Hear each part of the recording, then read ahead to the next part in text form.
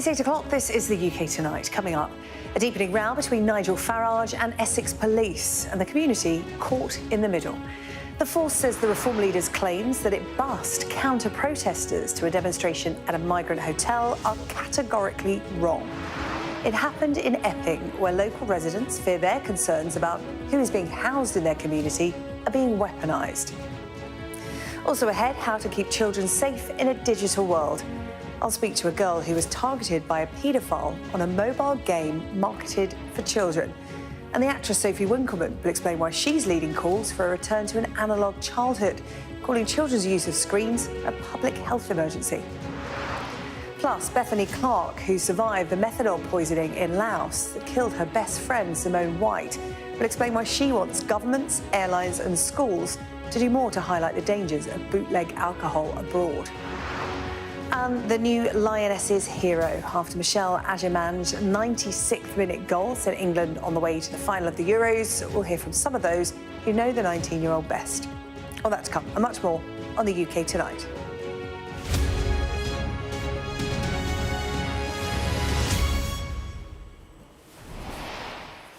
But first tonight, the Chief Constable of Essex Police has rejected claims from Nigel Farage that his officers drove counter-protesters to a demonstration outside a migrant hotel.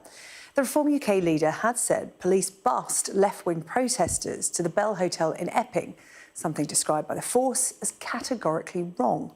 More than 1,000 people gathered outside the hotel during protests last week after an asylum seeker was charged over alleged sexual assaults in the town. And amid the community's concerns, there's fear that the issue is being weaponised. From Epping, our national correspondent Tom Parmenter has our first report tonight. There's no doubt in Tracy's mind. As long as there's an asylum hotel in Epping, she'll turn up to protest. Have the government got a grip on this? Definitely not. They're going to see a lot more happening, I'm telling you now. Because you can't just shift the problem to another area. You've got to deal with it. And that's what they're doing this. You know? So watch this space. Many of the demonstrations have been peaceful, but it got out of hand last Thursday evening. A lot of people that day were angry. You know, my son's even actually in court, going to court, because he shook the Bell Hotel sign. You know, and they're trying to do him for criminal damage. It was shaken by about 30 people before, and it was shaken by about 30 people afterwards. And this is just going to go on, is it, do you think? It will go on until it stops, yeah. Yeah, 100%. When will it stop? You know, when they get moved out. I don't think an angry mob outside somewhere where people are staying within our community is the right way to go about it. They could be demonstrating outside the Home Office, but... So, yeah, I don't agree with it at all. Essex Police did walk with counter-protesters towards the demo and later took them away in police vans. Online critics, and now Nigel Farage, the leader of Reform, say the police officers' actions caused the violence, something the Chief Constable vehemently denies. The only protection that officers are doing is to those lawful and law-abiding people, whether they're in that accommodation, whether they're the people of Epping, or whether they are people who are standing there, as I've seen and you've seen the footage, standing there, you know, with placards and banners wishing to make a very important and legitimate view, whichever your views about it. The spark here in Epping was the sexual assault of a local schoolgirl. The man who was charged had recently arrived on a small boat. The community has told us they've seen a spike in crime recently, which has fueled their concerns. And you find these kinds of tensions in communities across the UK. It's why Angela Rayner, the Deputy Prime Minister, has raised the issue in Cabinet. There is a political unease around what happens next. Yvette Cooper is waving things through. Rachel Reeves is not providing the money. I'm not surprised Angela Rayner is saying the social fabric is fraying, but she needs to do something about it. The government says it is working to close down asylum hotels, but it could be 2029 until that happens. In places like Epping, that feels unsustainable. The country can't wait 4 years for this to be resolved. Tom Parmenter, Sky News, Essex. Next tonight, I want to talk about children's safety online. It's a topic we've discussed a lot here on the UK Tonight, be it the dangers of bullying, harmful content or grooming. I've been talking to Nikki, who was 8 years old when she was targeted by a paedophile on Movie Star Planets. It's a mobile game aimed at children and teens. Nikki isn't her real name. We're protecting her identity. Now, the man who said he was a teenage boy repeatedly asked Nikki to speak to him on the messaging app Snapchat. And eventually her mum, who we're calling Sarah, took matters into her own hands. She created a Snapchat account and gathered evidence against him, which was eventually used to send him to prison. I asked Nikki and Sarah to share their story. Their words have been voiced by some of our producers. I was playing my game and I obviously got a message and saw the inbox. It was just someone starting off a normal conversation saying, "Hi, how are you?" And then it just started getting weirder, and that's when I passed it to my mum. So how did that conversation go? You thought it was a boy? Did he say how old he was? He said he was 17 years old and he was a boy. What was the message that made you go to your mum? He put in, "Can we move to Snapchat?" And because you can block out words, he was using the @ symbol and numbers to make Snapchat. And he kept repeating that. And he was saying that I looked really sexy sometimes. And as I was an 8-year-old, I didn't really recognise that word and I wasn't taught to say that. So then I went straight to my mum because it didn't look normal to me. Sarah, what was it like when Nikki came to you and showed you that message? I won't lie. Initially, I genuinely did think it was just a 17-year-old boy. You know, just sort of pushing his luck, if you will. We deleted the account. We made her a brand new account. So I just gave it back and said, "You need to start a new world. But off you go, have fun." And that was that. And then 12 hours later, ping, he found her again. On Nikki's profile, it clearly said, "Hi, I'm Nikki, I'm 8. You decided to step into Nikki's shoes, effectively, to find out what was going on. So talk to me about what you and your husband decided to do. I think because we'd physically made that second account and then he came back, I kind of thought, OK, this isn't quite what I initially thought. So most households have a spare device in the drawer. I pulled it out. I quickly made an account in Nikki's name on Snapchat and added him. I didn't put any pictures of anything at that point, like a profile picture. But he understood who it was straight away, and the conversation continued. So then, if you will, I became Nikki for about 5 days. How did the conversation progress? Talk to me about the kind of things he was saying to you, thinking you, your 8-year-old daughter. I think initially, when another major red flag came, was when he started sending videos and pictures. I was well aware that that was no 16, 17-year-old boy. This was prior to us seeing a full facial image. Luckily enough, he sent that as well, which made it a lot easier to identify this as a fully grown man. How did you feel? Because effectively, you walked in Nikki's shoes along a path that she could well have taken, and who knows where that could have gone. What was it like as a mum to see what could have happened to your daughter?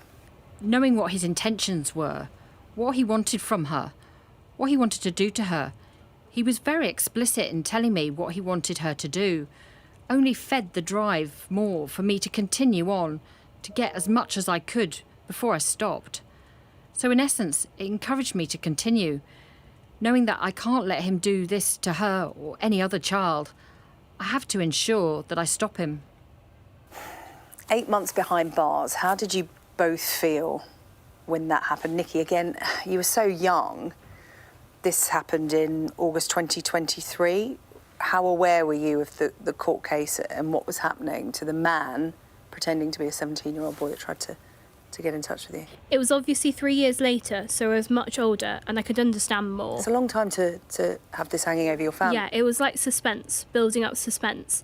And then when I rang my mum, because obviously after the court, I think the first person she rang was me. I remember her saying that he went to court and I was sat in my grandparents' room and I was just sat there and I just ended the call. I just started crying. It was kind of relief and obviously joy because I knew it would all be over and we wouldn't have another couple of days or however long it would have been going through it all. And then seeing the parents angry, obviously it wasn't nice, and then knowing it would all be over, it was just amazing. I know you both want to talk about this publicly because we talk so much about online safety, and you very much consider yourself, to all intents and purposes, a normal family, open lines of communication. And if this could happen to you, this could happen to anyone. Nikki, I know you feel passionately in your age group about talking about your experience, and you now feel that you can spot the signs amongst your friends when they're perhaps being contacted inappropriately or getting themselves into situations. You've been there. What is that like? What do you say to your mates about your experience? You hear about it a lot around the school. Like, if you walk past someone, they're like, oh, I was chatting to this person last night. I've never met him before, though. And you just kind of think, well, is that not a bit of a stupid idea? Because obviously you've never met him. You don't know who he could be. And then, like, if a friend came up to me, then I'd actually have the conversation with them. Do you know, that could be someone completely different to who they say they are. And they don't really know what the consequences of that would be. And they just don't seem to be in the headspace I'm in, because obviously they've not had the experience. Well, it's an unsettling story, and we put it to Snapchat and movie star Planet, the game that Nikki was first contacted on. The spokesperson for Movie Star Planet told us our thoughts go out to the family involved in these incidents, and we wish them well in their recovery process. Movie Star Planet is committed to providing a safe and enjoyable online experience for everyone that engages with the online games that we produce. We have implemented a comprehensive set of child safeguarding measures designed to protect our users from potential risks. We continually assess and upgrade these systems when it is deemed necessary. And a spokesperson for Snapchat told us any sexual exploitation of young people is abhorrent and illegal. We designed Snapchat with extra protections for teens, including private friend lists, pop-up warnings if they start to chat with someone we think they don't know, and easy reporting tools so teens can get help quickly. You must be at least 13 to use Snapchats, and we also have Family Centre for Parents, which allows them to see who their teen is talking with and when they last chatted. Well, Nikki's parents knew about what she was doing on her device, so they knew there was an issue straight away. But what about children who don't have that same supervision? I'm joined now by Yasmin London, a child digital safety and wellbeing lead at Korea. They help to provide digital monitoring and filtering software for schools here in the UK. Yasmin, thank you so much for talking to us. You'll have listened to Nikki's story then. As I said, it's unsettling, but sadly not unusual. Yeah, you're right, Sarah-Jane. As much as that might seem like a unique story, it unfortunately is almost becoming the norm. At Korea and Smoothwall is the UK arm of the business. We work with about 1 in 3 UK schools, and we're actually finding through our data at the moment that roughly every 2 minutes a child is at risk of serious harm, and many of those reports that we're receiving relate to this sort of behaviour in children as young as 8 years old. So it is concerning, and I really do feel for Nikki and for Sarah, their entire family, were really rocked by this. And unfortunately, that's happening to many families all over the UK right now.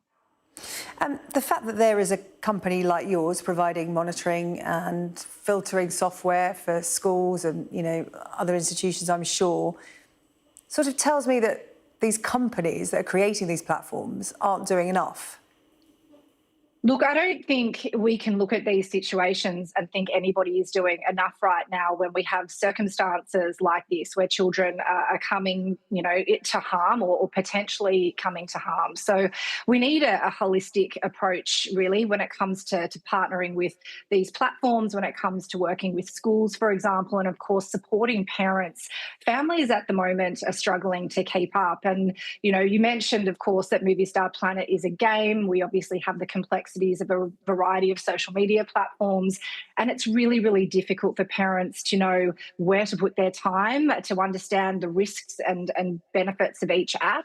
I think looking at this situation, Sarah, as a parent, has done everything right. She's tried to investigate different platforms. She's tried to allow her daughter access to something that she thought was reasonably safe. She's built a great opportunity for Nikki to come and speak with her if there are concerns, there's good communication, and yet here we are still in a situation where this has slipped through the cracks. And so technology like ours is really designed to make sure that no child falls through the cracks of a digital world, and that these sorts of situations and conversations are picked up early. So rather than in this particular circumstance, the move to Snapchat, is realised, the technology that we provide would pick things like that up, would pick up conversations that, for example, seem out of context or inappropriate for a young person of an 8-year-old girl's age, and having a human moderator looking over that and deciding whether or not that's the right thing to do. These early intervention opportunities can really make a big difference in the long run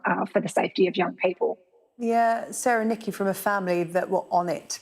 They were doing it right in terms of monitoring what their children were doing online, having open lines of open and honest lines of communication as a family.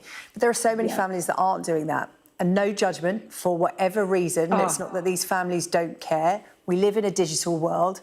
We're all busy. Families are stretched. Children, whether it's at school or at home, are spending a lot of time on screens, and parents just can't monitor it all. Something that struck me, I mean, Snapchat, you have to be 13 plus to go on there. But, you can lie about your age and go on there. And I know they're tightening up controls. But could the social media companies and tech companies do more in terms of, you have to have ID to do so many things these days, whether it's, rent a car, open a bank account. Why can't you use ID to go on a social media platform? Well, when it comes to ID, we've obviously got the complexity of privacy concerns and the personal information that can be shared. But that's everywhere now. We share that on the internet every day, don't we? I can't do an internet shop without having to put in my postcode, my phone number, various other things. That's the way of the world. So I don't know if that cuts through anymore, that excuse. Yeah, look, you make a great point. And I think probably the bigger question is what more can they be doing, but how can we be looking at the solution to online safety and age verification, I guess, with a more creative lens. And so one thing that I like to share with, people that I speak to that ask me that exact same question is, what is the big tech gateways doing? What can we do from for example, a device level perspective where we actually have a little bit more control around how children perhaps can access different variations of platforms that they'd like to. In the world today, there is a far more robust level of security and certainty offered to big businesses. So if you're a school, if you're a bank, the level of security, the level of privacy and the certainty of accessibility is much more robust. Now, if that same level of certainty, if that same technology was offered to a consumer like a parent, then that would be game-changing. But at the moment, that's not an option. It's not something it's that interesting, has been isn't allowed. it? Those levels of protection offered to big businesses and organisations, but not being offered to children, which I think, in a nutshell, sums up the whole problem with all of this. Listen, Yasmin, really good to talk to you. Yasmin London joining us tonight from Korea, which supplies software and filtering services to schools when it comes to digital devices. Appreciate your input. Thank you. Thank you for having me. Meanwhile, limits on the amount of time children spend on social media are being considered by the government. This is in an effort to tackle excessive screen time. The Technology Minister telling Sky News that a 2-hour cap could be introduced, as well as nighttime or school-time curfews. This is all amid rising concern about the damaging effects of compulsive viewing content online. Our political correspondent Tamara Cohen reports. People are on the phone, scrolling until 3 o'clock in the morning. Stuff that you wouldn't want to see and that shouldn't be on there, and that no one of any age should be seeing, really. Men have been messaging me knowing that I am a child, and it's just disgusting. We met these teenagers in Darlington earlier in the year to hear their thoughts on the raging debate about online safety and smartphones. Algorithm picks up on what you've seen and what you've scrolled onto.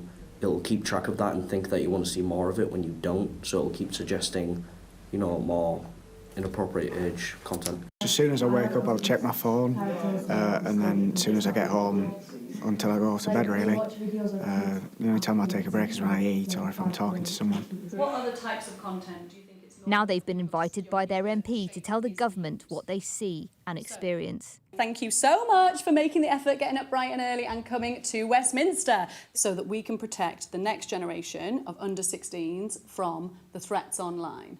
This is what they feel needs urgent attention. A lack of restriction on screen time, Right. I'd personally say. It'll lead to people, well, scrolling for hours on TikTok, for example. People are free to message you however much you want and they can say whatever they want and you've got no control over it. It's just shocking that under 18s are exposed to that. I get the feeling that you have to be quite tech savvy to protect your kids online, or you've got to go all the way into the settings to enable some sort of protections for your kid, whereas it should be the default. Our survey of 1,000 teenagers found 40% spent at least 6 hours a day online. I understand the government is looking seriously at a 2-hour limit for social media apps. A nighttime or school time curfew is also being discussed with social media companies. I feel really bad for those who have gone before you, who have basically grown up in a Wild West. The Technology Secretary, who's implementing online safety laws, says it's time to go further on screen time as well as content. Youngsters say it'll be difficult. If you decide to go off one app, if your parent sets a restriction on Instagram and says, right, you're coming off it now, there's TikTok, there's Pinterest, there's Facebook, there's Snapchat, there's so many different other ones you can go on. He confirmed to us that curfews for scrolling are on the way. Well, I'll be making an announcement about these things in the near future, but I am looking very carefully about the overall time that kids can spend on individual apps. Some kids feel, as we heard in that group there, that sometimes there is so much compulsive behaviour with interaction with the apps that they need a bit of help just to take control. He's also concerned by how many of the youngsters we met are contacted by strangers. It is madness. It is total madness. And many of the apps have taken, or the companies have taken action. We do need to go further with it. I accept that. You're coming closer. As the cameras stop rolling, will teenagers find these new measures make a real difference? Right, that's brilliant. Thank you. Tamara Cohen, Sky News.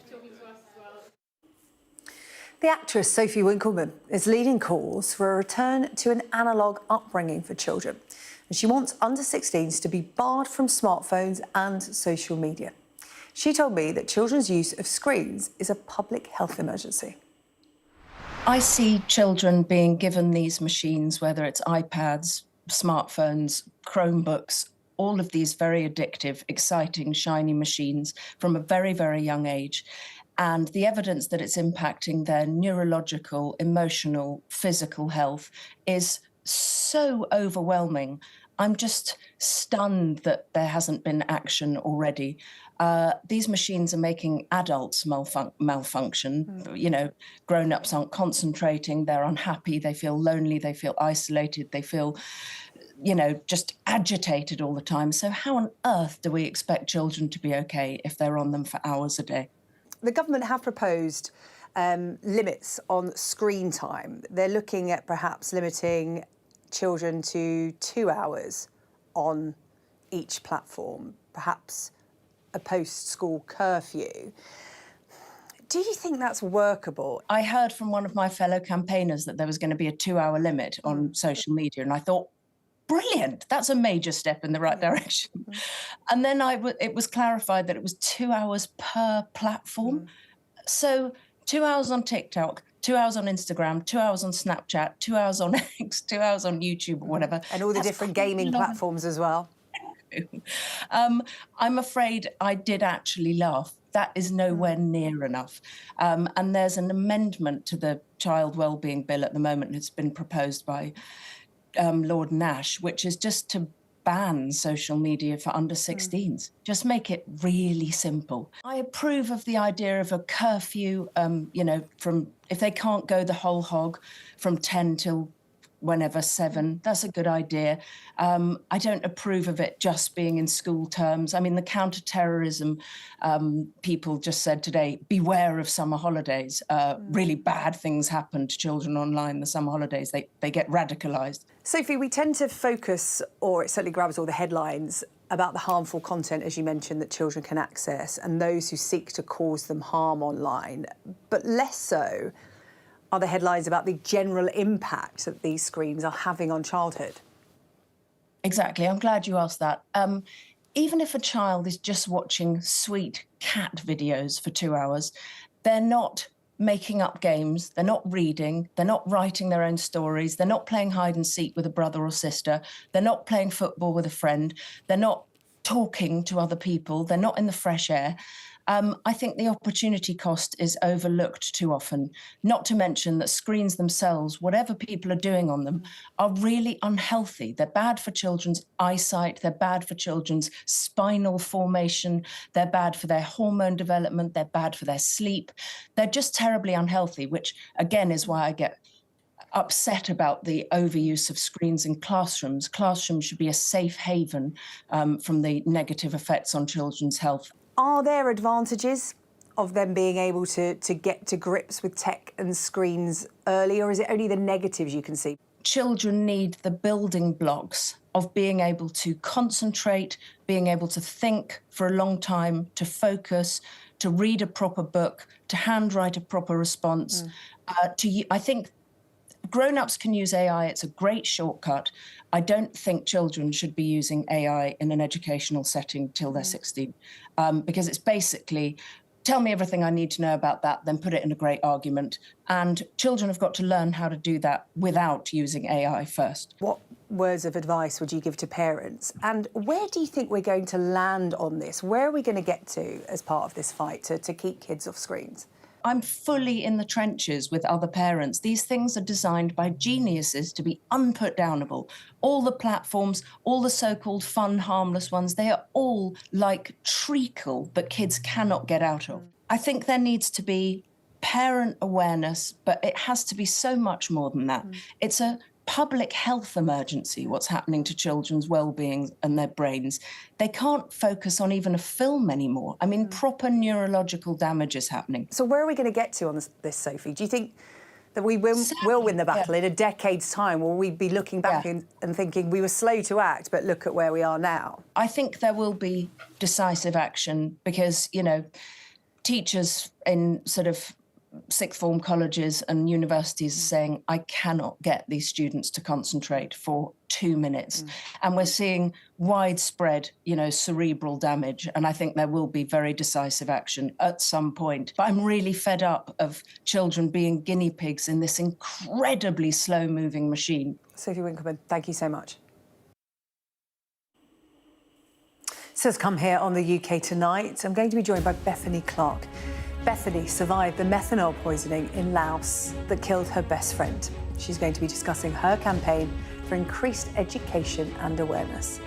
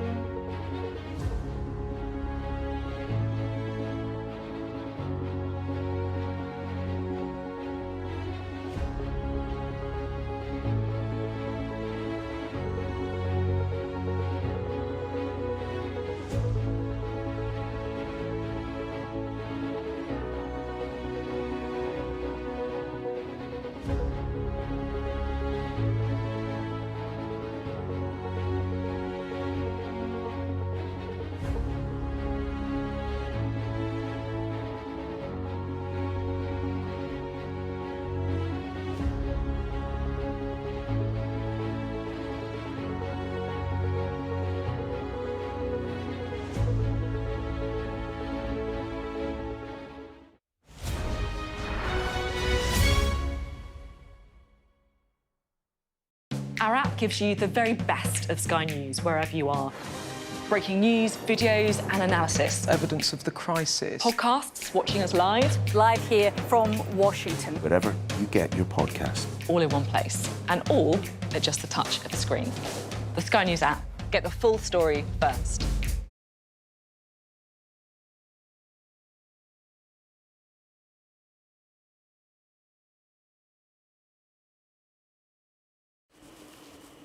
Schools are set to start teaching pupils about the risk of drink spiking and, more specifically, methanol poisoning.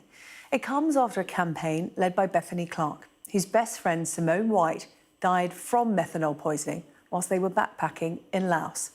They were offered free shots in a hostel before becoming unwell. Simone died in hospital a few days later. She was 28 years old. Well, Bethany joins me now from Brisbane. Bethany, good of you to come on the show tonight. Thank you so much. First of all, our condolences for the loss of Simone. This was a really big story last year. You girls were on the trip of a lifetime. And I know you want to come on and talk about what happened to you and your friend, because like so many young people travelling abroad, you probably had never heard of methanol poisoning or the dangers of counterfeit alcohol. No, so my understanding was that methanol was contained in antifreeze and things like that. But that was as far as my knowledge went, really. And unfortunately, we had the drinks on the Tuesday night between 8 and 10, had about 5 or 6, and woke up the next day just feeling really unwell. Just really sort of weak, not able to think clearly, which for me was the main symptom and the main reason that we didn't really go into that public hospital at the right time. So Simone and I were literally just sitting outside because we didn't understand why we were there. And I'd fainted and she'd been sick. But again, we just didn't understand the severity of what was going on, and we just didn't access the care at the right time. And their understanding of what it was poor, because they thought it was food poisoning when we did present. So there were just a lot of things that led to what happened, really.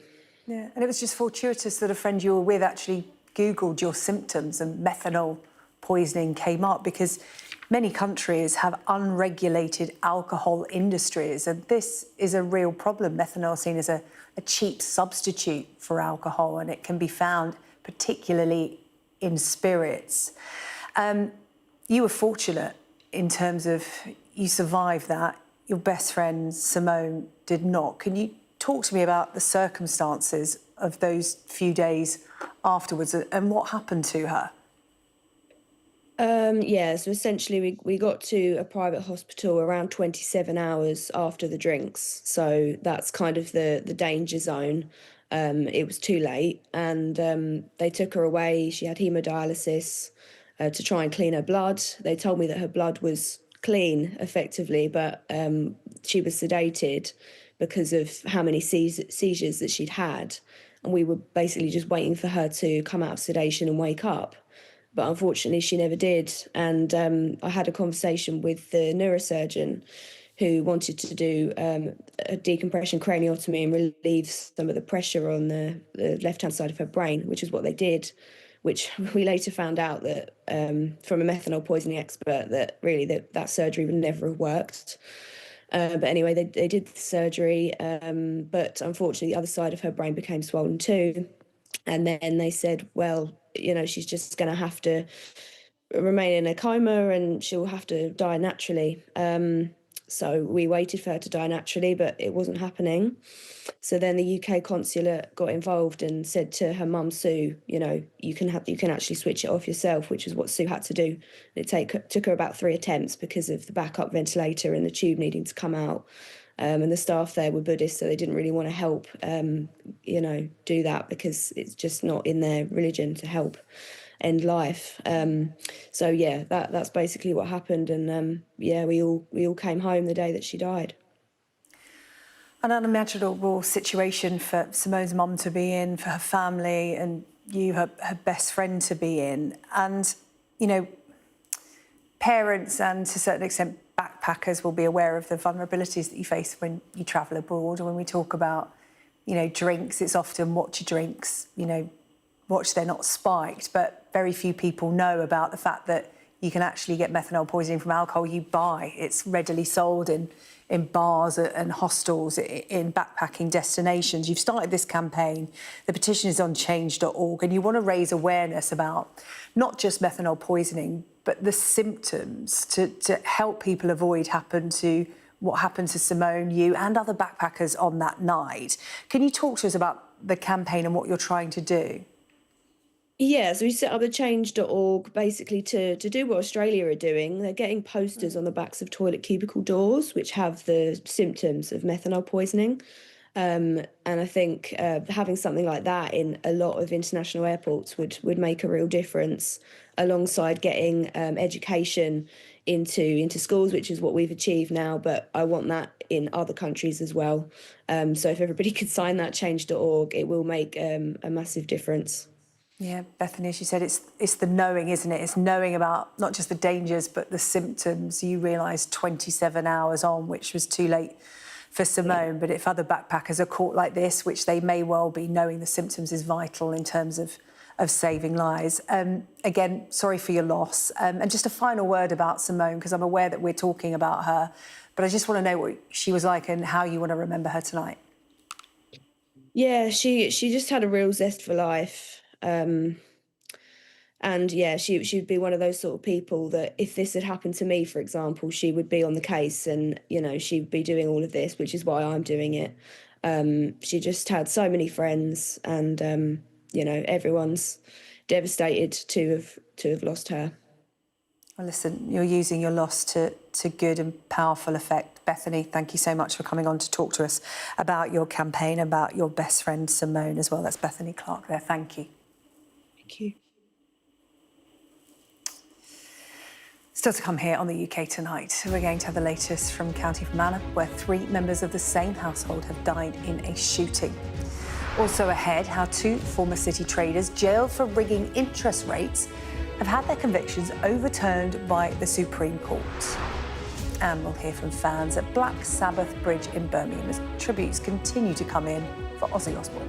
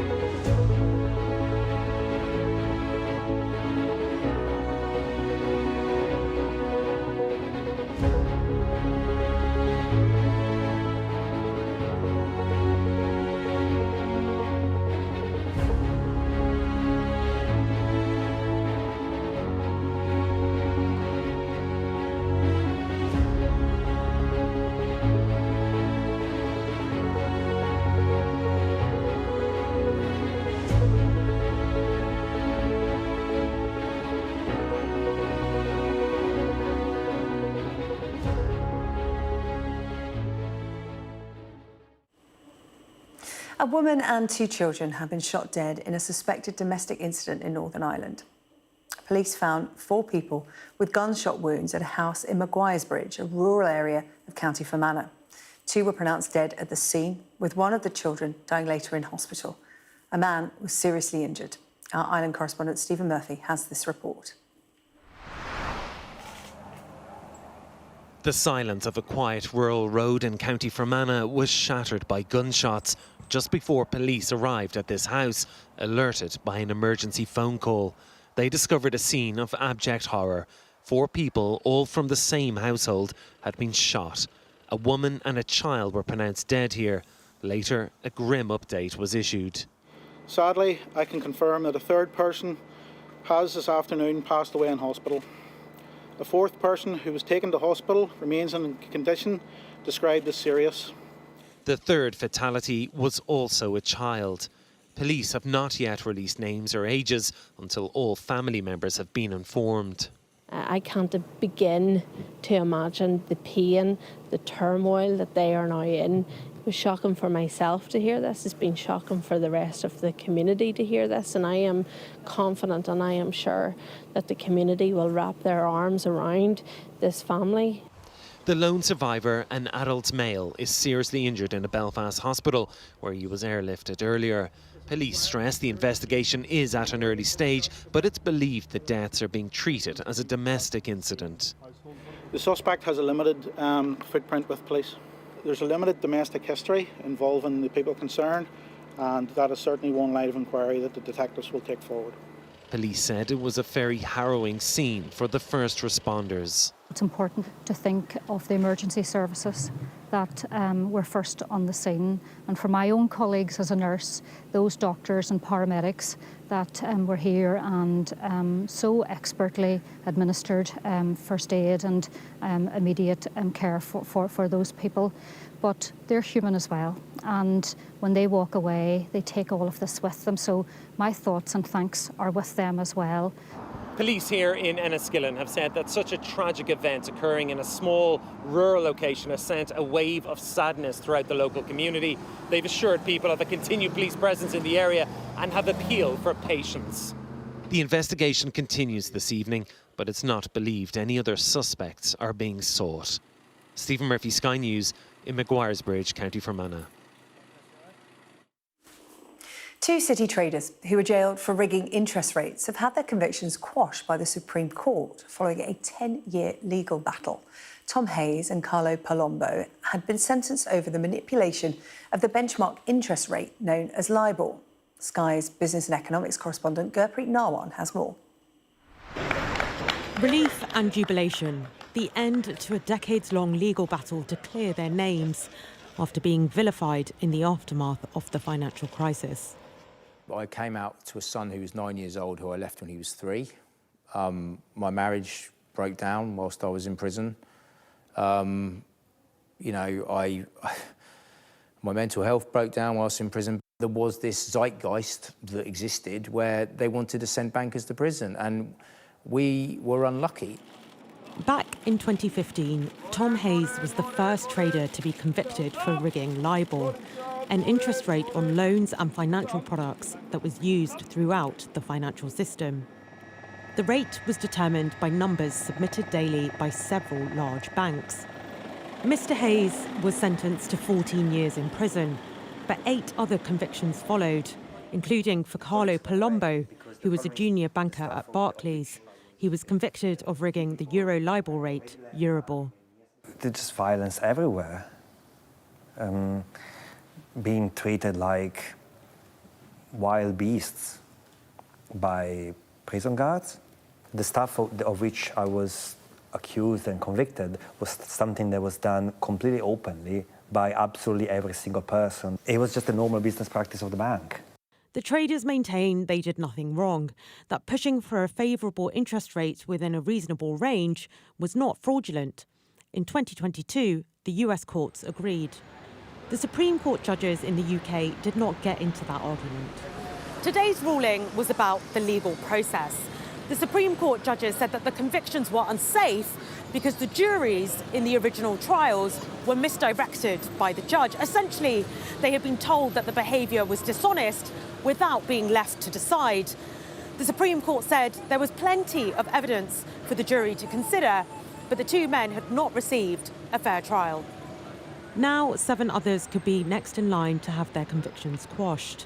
The saga has raised questions about how the courts handle technical and complex cases. Very big lessons all relate to the fact that this looks like it was a part of a scapegoating exercise. The justice system handled it very badly. I mean, ranging from the handling of so-called expert advice right through to the clunkiness, put it mildly, of the appeal system. For these two men, the ordeal has felt like a nightmare, but today was surreal. Now they face the task of rebuilding their lives. Gabrit Narwan, Sky News. Tributes continued to be paid to Ozzy Osbourne after his death yesterday at the age of 76. All day, fans have been leaving flowers and messages at the famous Black Sabbath Bridge in Birmingham. Sky Shaman Freeman Powell has been speaking to some of them. We've always loved Ozzy Osbourne, and it's important for us to be here today. He's just universally loved, and it's a big thing for Birmingham, so it's a sad, sad day. I grew up with him in the 70s. The man was a born entertainer. Fantastic person. Just sorry to see him go. Ozzy's voice is so important. The physical part of it, it comes from there. It's unaffected. There's no affectations whatsoever. He just gives it out, and that's what makes him hit people, because it's honest. It's true. It's from the heart. And that's what made Ozzy such a special singer. A lot of people remember him from the reality TV stuff, which is, fine. He made him into a national treasure. But I think I like to remember him as being somebody who was the frontman of a band that created a musical genre, an endearing musical genre that goes through the decades, goes through the generations, and is massively influential. Coming up on the UK Tonight, the new Lionesses hero will hear from some of those who know Michelle Agyemang the best. And it was another intriguing day of Test cricket at Old Trafford, and one of huge concern for the Indian team.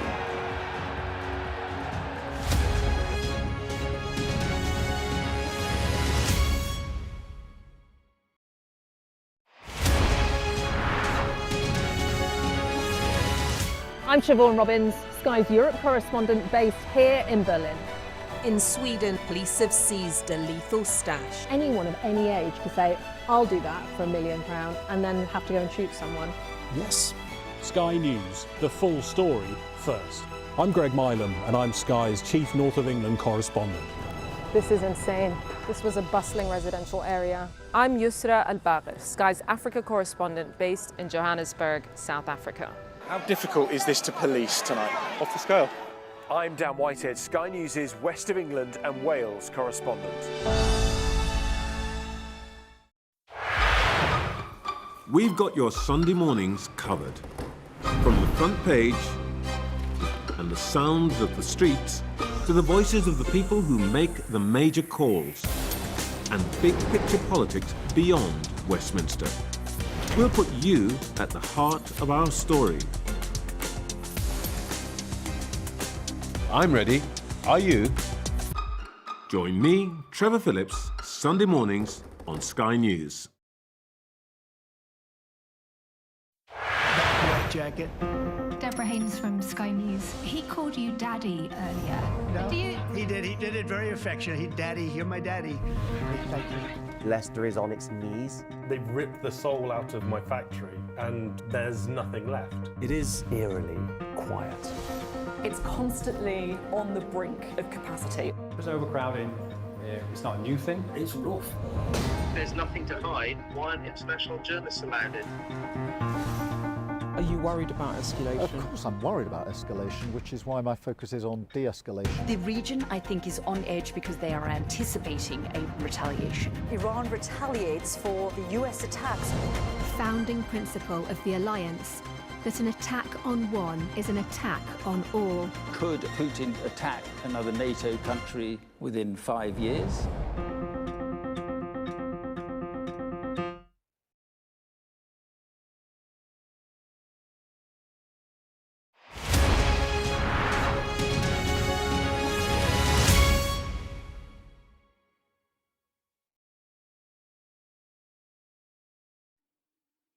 Hello, welcome back. Coming up, how 19-year-old Michelle Agyemang has become the Lionesses' new hero. We're going to talk to some of the people who know her best. But first, Rob is here with the rest of the sport. We're going to concentrate on cricket. The fourth test starting at Old Trafford today. It's been a gripping series so far.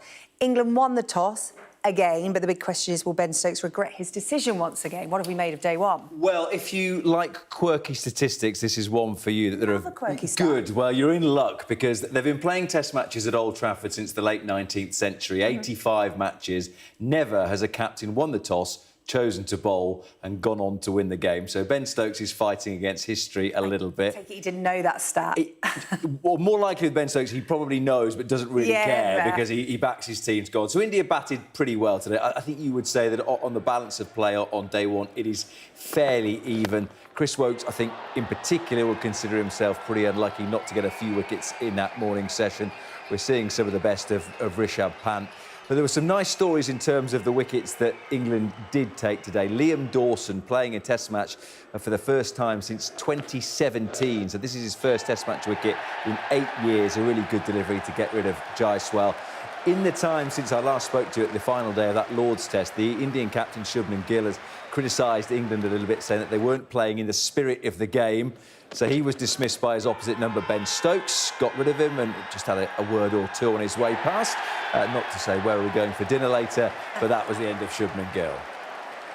So too close to call, but there was a huge moment in the evening session, and one that might well have a huge impact on the rest of this test and possibly the series. Yeah, Rishabh Pant plays some outrageous shots, including this one off Chris Woakes, where he has a little bit of a bottom edge, but it hits him on the toe.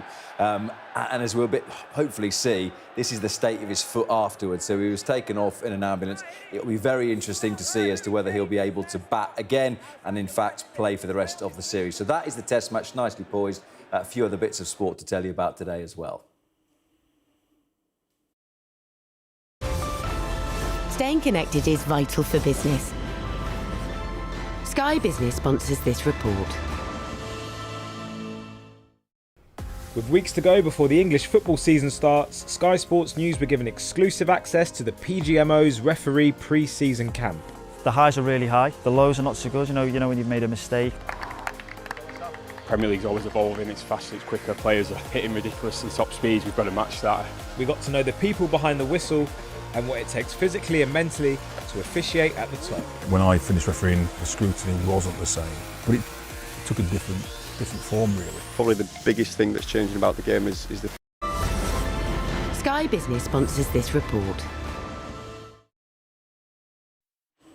Well, it has been a wild ride for England's Lionesses at the Euros so far, and after another dramatic match, the defending champions have made it all the way to that final. And in the process, they seem to have found a new star in 19-year-old Michelle Agyemang. For the second time in 2 games, the young forward helped save England from the brink of elimination. Sky's Oliver Whitfield-Mircic has been speaking to some of those who know her best. Practicing their skills to be the football stars of the future. And these young girls now have a new favourite forward. Agyemang! Michelle Agyemang's last gasp goal in extra time against Italy has kept the nation's dream alive that the Lionesses can retain their Euros title.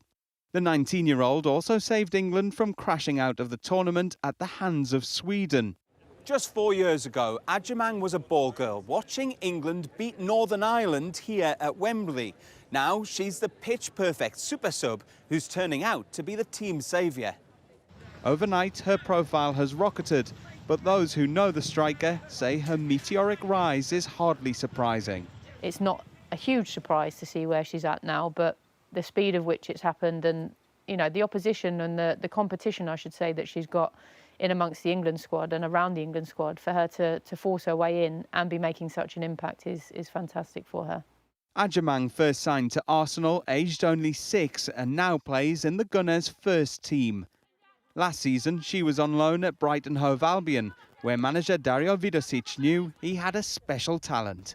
Very quickly. You see this X factor that she has, just power, finishing quality, 1v1 capability. She can play, in the tighter spaces, or when England also, it's a good indicator of when they've gone a bit more direct. She's just a constant threat in the box. She's got that instinct where it's like she just knows where the ball's going to be, and then she's able to just score.